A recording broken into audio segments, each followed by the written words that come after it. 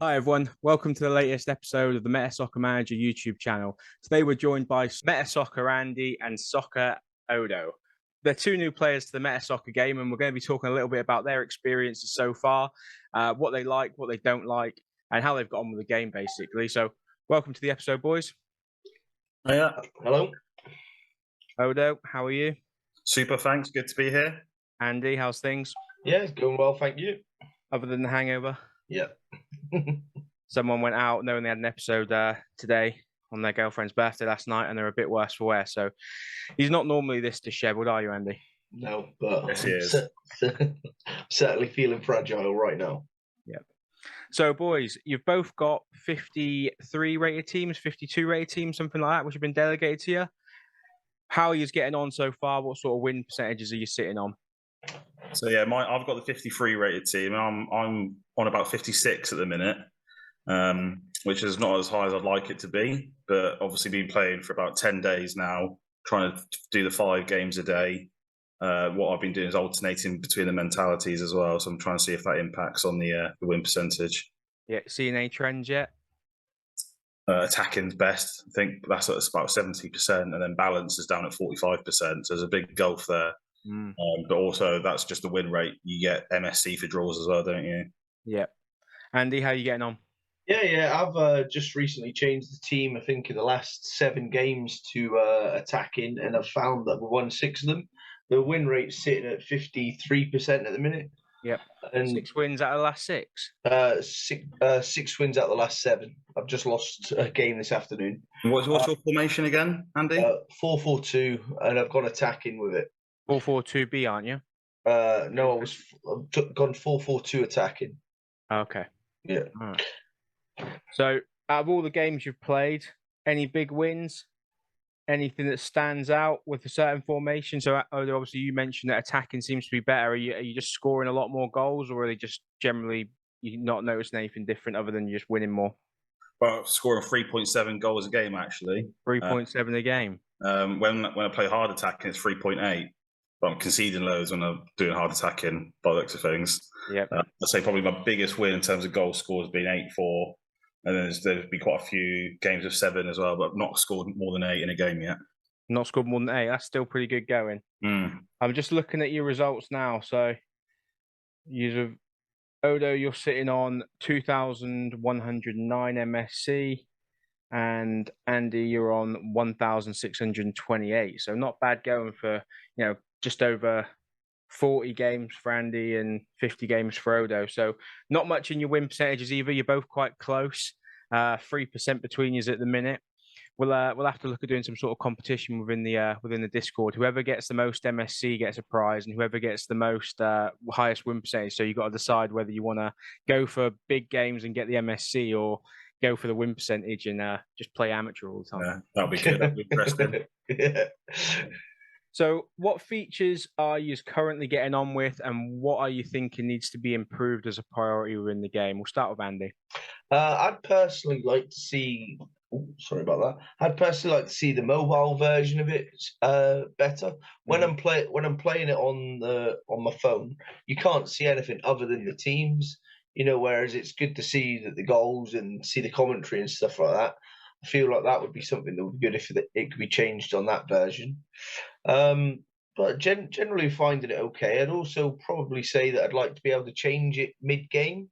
Yep. If I'm going for the formation or something like that, if it's not working, you have to wait until the next game. So I feel like that would be beneficial if we could, make the changes during a game. Yeah, more tactical input to help you improve your win rate. I guess if you can see you conceding loads of shots, you could change it to a defensive, or change the tempo or whatever else you need to do. I think obviously that is on the roadmap. Well, the longer term roadmap to bring in after ranking and all those other things. It's something they are looking to do, and I guess the first steps to that are probably the tactics we're seeing now are only out for 10 days. So they've already brought out the mentality, then the tempo, then the passing style. So it's going to be more and more and more of those getting added, and then I guess the halftime feature will come. However, they're going to incorporate that in the game, and I think the mobile optimization is a big one as well, because a lot of people, especially when you're having to play 5 games a day, don't want to be at their laptop or at their desktop to do that. So making it easier to enjoy the game, but also play your daily games. Optimization is key. And there's people I'm in other chats with, who are saying similar things. The mobile side of games, not just with Metasoccer, but with other games, is really critical. So obviously not a priority for the team at the minute, but from what they've said, something which is being worked on. So hopefully they'll look to bring that in pretty soon. What about you, Odo? Yeah, I just agree with Andy's point, especially around changing the mentality in a game, because at the minute you click it, don't you? You just wait for the result to come through. Whereas there's been times where I've been playing defensive, I've went down a goal early, and then I want to switch it to attacking. But obviously, if I'm playing defensive, if I concede an early goal, there's not a lot I can do really to get back on top. Just got to hope it pans out. I'd like to see something around individual player ratings, because especially if you buy more players and you want to switch them around, you want to see who's had a shocking game, who's had a great game. There's been times where I've maybe lost by 2 goals, but I've only conceded 2 shots on target. So that's just my keeper's had a stinker.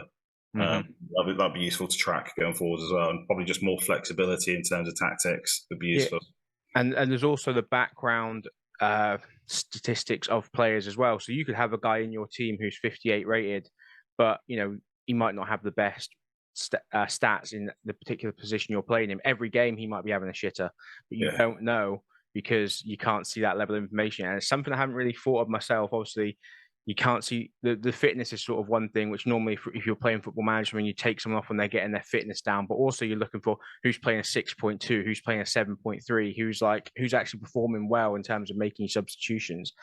I think that's probably a bit more in-depth change. I haven't really heard much in terms of timing on that, but I'm assuming with the complexity behind that, it probably will be a bit further down the road when we get into things like 2D match engine and things like that. We will hopefully start seeing more information on individual players. But yeah, I think it's got to happen really, because when you compare it to games like Football Manager and things, that's one of the key aspects of making your tactical decisions, isn't it? Who's performing and who isn't. So yeah, definitely a good feature that I'm sure they'll be looking to add in the near future.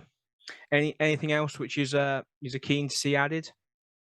Maybe obviously we've got the condition that you can see, and all the players go down the same amount of condition, don't they? But obviously, if fitness is one of like hidden attribute, then do they go down more or less condition? Because it's quite uniform at the minute, and then maybe adding morale into it as well. How morale would play a factor going forwards? Yeah, I think that those side of things will start having more of an impact, I think, once substitutes become available. So when we're talking about making changes in games and stuff, that 18-man squad will be, if you bring a guy on, he's got low morale, is he going to play poorly? If he's got high morale, good fitness, and he comes on late, will he be able to make that difference? So I think those stats, those ones which currently aren't having any impact on the game, will be, again, massively critical to the game and how you play. Morale's one of those interesting ones. Is it going to be based in your teams losing, all your players' morale go down? Is it going to be if they're getting subbed or if they're not playing at all within the team? I'm sure they'll all have an effect, but what's going to be the most important to them, I guess, is going to be interesting to see. Yeah, I mean, at the minute it's enjoyable, but it's very early. It's quite basic, isn't it? But what I do find, because it is just quite basic, it is quite addictive as well. You want to wait for your players to recover their condition so you can go again, especially if you had a draw or a loss. You want to get back on the horse. That's it. I'm currently watching my team play right now. How are you getting on? 1-0 up in the 65th minute. I can't remember who's in your team, to be fair, anymore. It's been so long since I've sent them to you now. Well, 10 days, but that's a long time in the crypto world. Yeah. Who scored? A. Klein. A. Klein. Centre forward or right forward, I think. So you've delegated a team to us, Phil. Yeah. Is there plans for it so say we bought a player. Mm-hmm. So I've got a 48 rated centre back, yeah? Yeah. Say I decide I want a new centre back. Yeah. Would it be, if I buy him, then would I be able to play him in this game now currently in that team, or do I have to stick with the delegated team? So I think that's going to be up to the guild which the scholar belongs to and the individual scholar to make an agreement. So, for example, one of the benefits when player development comes in, and one of the reasons behind me delegating teams, is I will want to be seeing my players improve as much as possible. So, as well as the MSC portion that I'll be getting, I want to see a development in the players. So, personally, my request would be, if you don't like that player, we'll have a chat about it, and I'll see if I've got a better player to send you, and I can give that player to someone with a lesser team or something. So you're getting an improvement, but we're also seeing that all of the players get developed. I think, on a player by player basis, and I'm sure there'll be a lot of people who are part of scholarships where they're getting. I mean, one of the teams which I've delegated, for example, doesn't have a centre back in it. So if the guy was to say, I want to improve my win rate, I want to improve my thing, but I don't have a centre back for him at the minute, I'm going to buy my own centre back. Can I play him? I'd obviously say yes, because I'm currently making him play a right wing back with 20 odd rating or something, because he hasn't got the correct position. So you can do that then. Scholars can just buy their own players and then slot them into a delegated team. As far as I'm aware, yeah. So when you go to the squad tab, the club tab, mine says coming soon. You can, if you click on teams, and you click on where it says MSU 1, 2, 3, 4, whatever your team number is. If you were to buy players, they would go directly into MSU. If you wanted to move them into your club, you'd click the little box on the side. Tell you what, let me share my screen quickly. Yeah, share your screen, because I think I'm probably the same situation as Andy. When I click teams, it just says you don't have any players. So but I've gone on the players, but so yours doesn't come up with any players. I guess that we don't own them, do we? Yeah. Okay. So I think what would happen is then, when you get when you get players you signed, they would sit in here in MSU that you bought, but you wouldn't be able to transfer them into a team. Maybe that's a good question. I think it's something we'll have to take back to the team and understand what they can do, because I'd have thought you could still see your players here, but I guess maybe if the team's delegated, they don't want it. Maybe it's against the code to put a player outside of the owner's wallet into that team, because then if they cancel it, where does the player go? Maybe it's something to do with that. I mean, with us, it would be pretty simple. If you had a player you wanted to put in that you bought, you could send him to me. I could add him to the squad and then delegate you the rest of the team, knowing that we're going to not steal each other's players. Yeah. But if it's a guild or someone who you don't know in the real world, I don't know how many people would feel comfortable doing that, especially if it was a valuable player. I think it's something around there about what the progression is for scholars, isn't it? Obviously, we learn in MSc and MSU eventually, but then what can we actually do with it? Can we get our own scouts? Can we get our own players, or is the only option then to get cash out? Cash out. Yeah. And I think in terms of the game economy, there should be some sort of incentive for you to want to buy your own team. Hopefully, for enjoying the game, you'd say, right, I want to start building my own team slowly, investing that money in the game, and maybe buying a player of a decent rating or 2 players every week with the MSC which I think is pretty reasonable. I'm not sure. Let's have a look at the current Sushi Swap trading. So if nice to see you said it correctly this week. Sushi Swap. Do you know how many times I sat and recorded that video?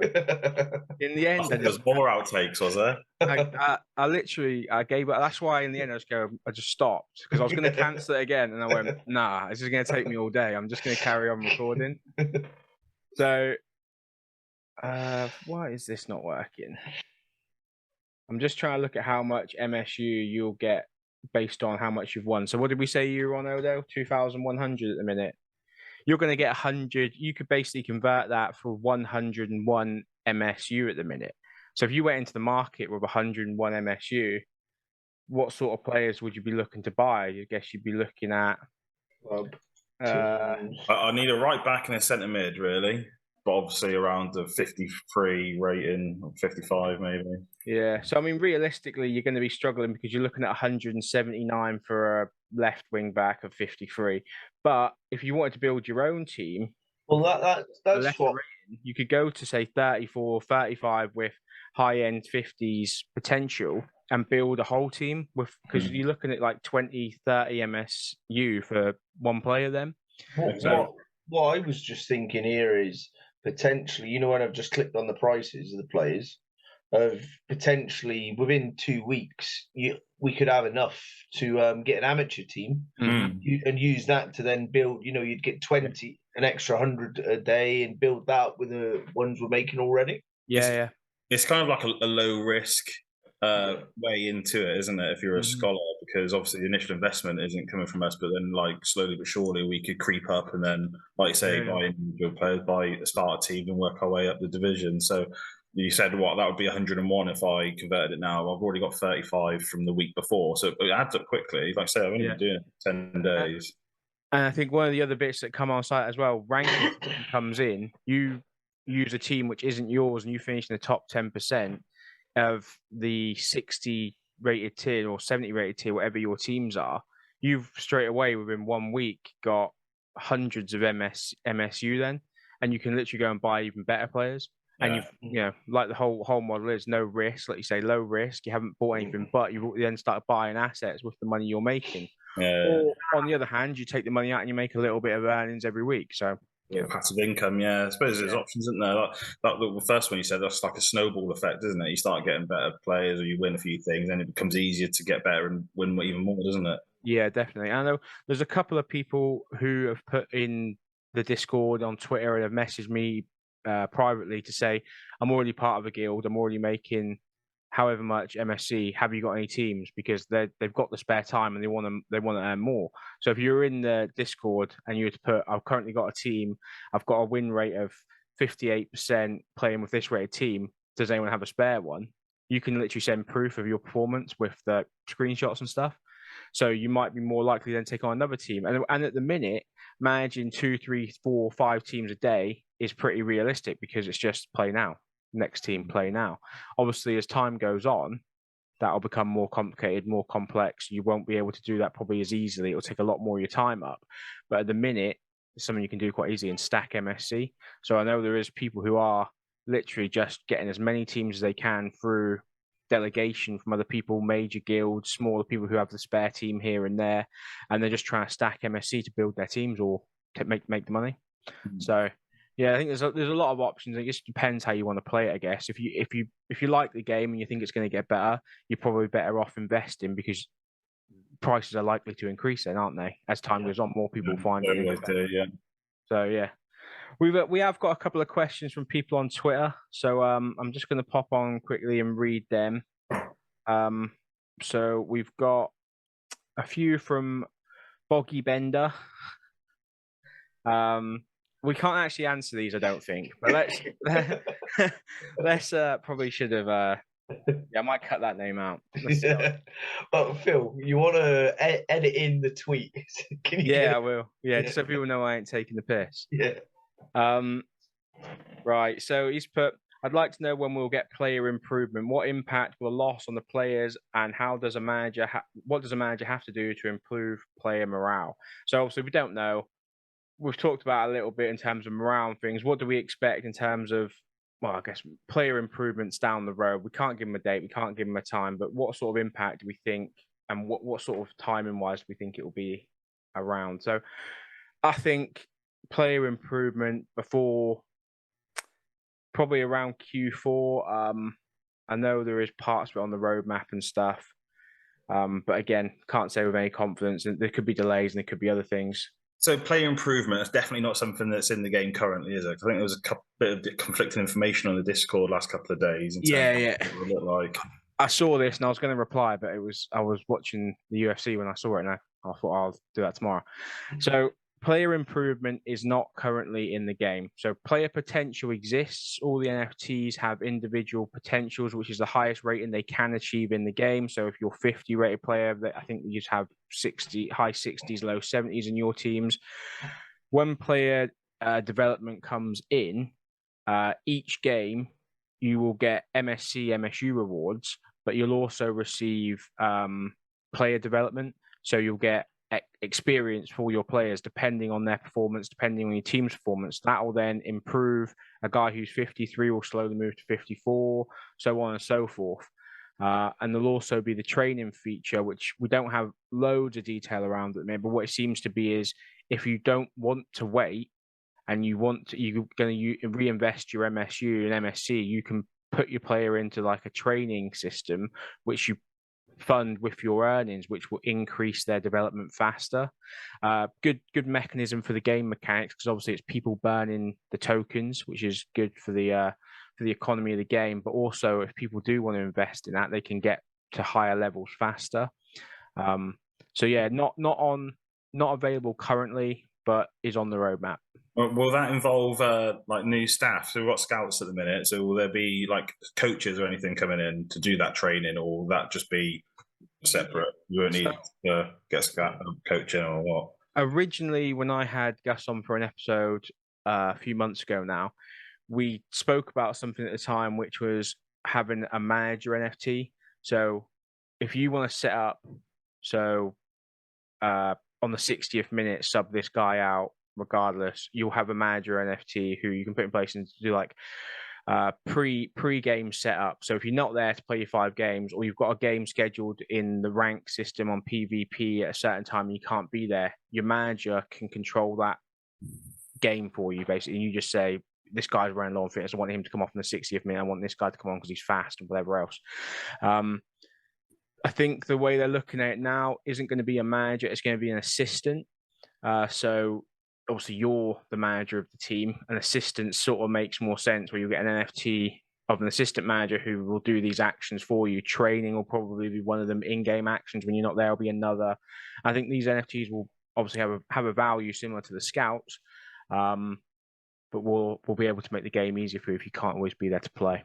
So something that will be coming, don't know when. Yeah, okay. Interesting. Yeah. Another question, again from Boggy Bender.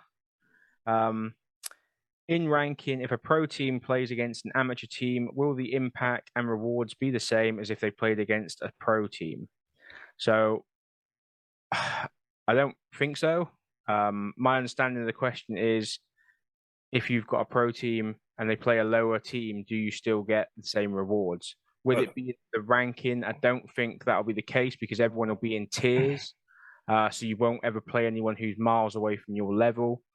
So your rewards will always be pretty similar from team to team, I guess. It just wouldn't make sense, would it? What would be the incentive to play? Unless it was a cup or something. I mean, that would make sense. If you had a cup game, for example, and you got to play a team from Division 1, you might just get lucky and, like the FA Cup, Scunthorpe go out and beat Man City 1-0, and then you could get more rewards if you were in the 5th round, you snuck your way to the 5th round from a Division 7 team, and your rewards are probably higher than you used to then. In terms of general ranking system, I don't see how that would work, and it doesn't seem to make much sense. So not something we have to worry about, I don't think. And with the ranking system, then, like, so it's like the top X%. Is that it within a month? Is that like what the game period is? So there's 2 sorts of ranking coming out. There'll be ranking on the weekly ranking for PvE, and there'll be the season ranking of PvP. So a season will last a month in PvP. You'll compete in your particular division. Whoever you get drawn against, there'll be some sort of sorting system for that, I guess, where you'll play friendlies, whatever else, to determine where you go. And then that will last for a month. So a month is basically a year in game time. So another question we've got. Well, it's not really a question. It's just Granny Tasuna. Are you guys looking for scholars? Applications currently closed. As soon as more teams are available, I've got a list of people who have been contacting through Discord and Twitter. I will be in touch. Feel free to message me. In the meantime, there are other guilds which I speak to quite regularly who might have positions available. So yeah, don't feel like you can't message me at the minute. Well, thanks for joining us for another episode on the Metasoccer Manager YouTube channel. Andy, Odo, thank you for joining me. We'll look to get you back on in the future when you've got a bit more experience in the game, and hopefully we can go through some more of the issues and hopefully have a few more positive things to talk about the game as well. Yeah. Thanks for having us. Cheers, Phil. Thank you very much, and we'll see you next time.